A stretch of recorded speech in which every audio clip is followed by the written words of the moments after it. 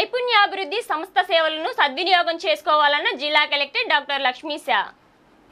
ప్రస్తుతం జాబ్ మార్కెట్కు అనుగుణంగా యువత నైపుణ్యాలు సముపార్జించాలని, అప్పుడే కెరీర్ పరంగా ప్రపంచవ్యాప్త అవకాశాలను అందిపుచ్చుకోవచ్చని జిల్లా కలెక్టర్ డాక్టర్ లక్ష్మీశా అన్నారు.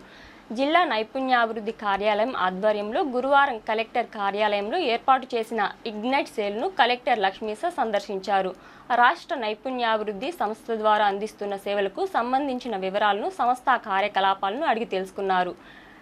ఏపీఎస్ఎస్డిసి ద్వారా ఎప్పటికప్పుడు నైపుణ్యాభివృద్ధి శిక్షణ కార్యక్రమాలతో పాటు జాబ్ మేళను కూడా నిర్వహిస్తున్నట్లు తెలిపారు.